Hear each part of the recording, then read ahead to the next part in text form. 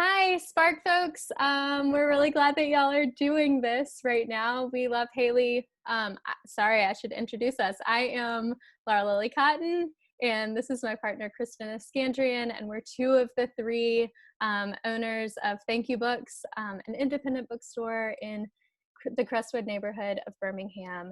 And we're here because of reading and writing communities. That's been tough in 2020, but we're adapting just like Spark did, and we're really thankful for what UAB does in the community and what Haley does in the community, and are glad to have been involved with y'all this week. One of the questions Haley asked us about reading and writing was, why is reading important to writing? And my answer to that is just, what's the point of writing if you're not also a reader? I don't know. Sorry. The whole thing for me is about reading, and even writing as an act of reading. Yeah, it is. I think that reading gives you a toolbox, to use an overused word probably, but it's just a way of accessing voice and I think in submerging yourself in the voices of other people, you weirdly can kind of develop your own voice.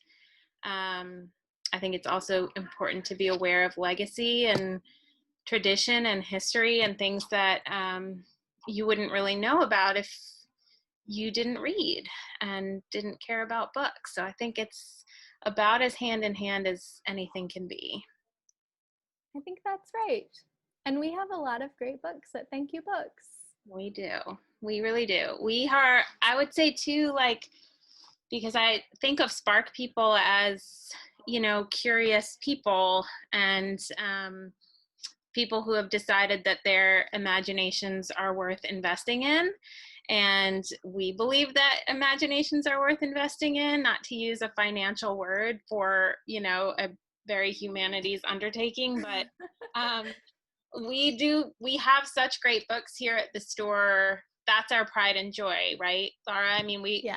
We have the books that that are trending or whatever, but we also have the books that you maybe haven't heard of or are, willing to spend some time discovering. And that's like a huge part of what makes our job really fun. Yeah. Seeing what's on the shelf next to something else. I love that you mentioned the sparks of imagination. Yes, exactly. So, yeah. We are really thankful to be involved with Spark this year and are glad that it's taken the form that it has. We have books by a lot of the authors who participated in Spark this year. Randy Pink just stopped by the store earlier this morning, and we know Patty Callahan Henry is giving a keynote. We've got several of her books in stock as well, and we have lots of other authors from Birmingham's books as well. So thank you all so much for including us, and we wish you all luck. We want to read your books. Should I tap Elizabeth in?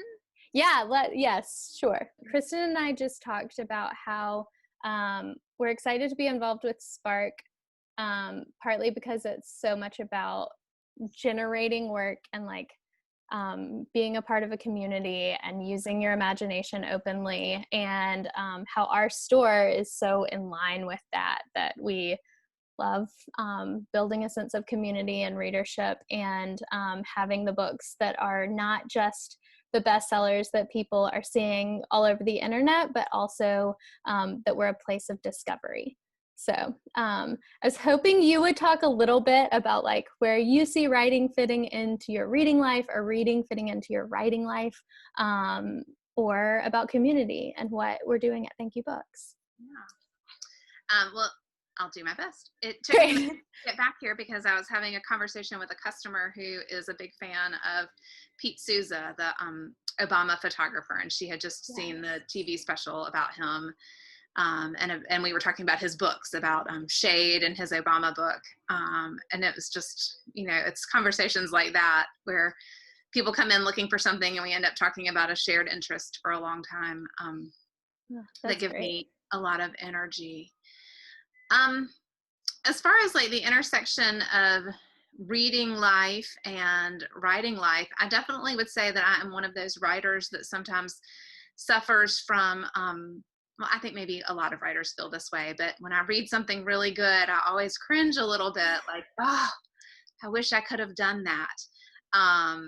But I definitely think that being a really diverse reader informs my writing. I don't have one genre that I land in, and if John Green's advice is if you want to write a book, you need to figure out which genre you want to be in, and you need to read everything in that catalog and know it really well before you wade in. And that's one reason why I don't think I'll ever write a book. I don't know that I trust that. I think, yeah. Well, and I think it's important, but it can be such a beast to have a whole, like, so much legacy. Yeah, well, and I think that may be particularly true in young adults, because that's such a specific genre. But yeah, I think I'm one of those people. Bookstores are a great place for me because I'm one of those people that knows a little bit about a lot of things, and that used to really bother me that I wasn't an expert in much of anything. But I feel like this is such a happy place for me because I can do a little bit of this and a little bit of that and dip in here and there. I was thinking about that as I was reading. I've been really enjoying The Cooking Gene, Michael Tweedy's book that we are, Tweedy or Twitty? Oh gosh. The book we're reading for our January Eating Our Words book club I love reading a book like that draws on a lot of things that I'm interested in, because it's Southern history, but it's also world history and U.S. history of how the people who live in the different regions of our country came to be here. But it's told through the lens of food and the people who grow and prepare food. And so there's lots of places that touch on things that I'm interested in. So I was thinking about how that's a really good book for me. It checks a lot of boxes because it kind of feeds different interests. That's so interesting. There have been so many of those Alabama and Southern or Southeastern authors that I've discovered through owning the bookstore and talking to people about them. There were huge gaps in my education, and I think of like the book that you're describing, The Cooking Gene by Michael Twitty, as like one of those recognitions of gaps in like our current moments education. Sean Brock talks about it too, where it's like there's so much wealth in Southern cooking and agriculture before the last 25, 30 years. So it's so interesting that's the book that you're reading right now and thinking about. Yeah, farm to table is not a new idea.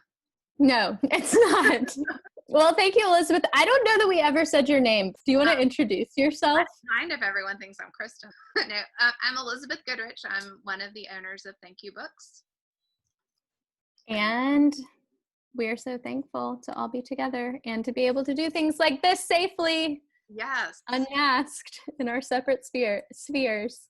We have a special guest in the bookstore. Would you like to see her? Oh, do we? Yes, I'd love to. I don't know who's here. This is my word. Catherine. Hi, Gidget. And needed to go get something at Crestwood Coffee because she hadn't had lunch, and so Gidget is hanging with us. Dogs are welcome. Dog.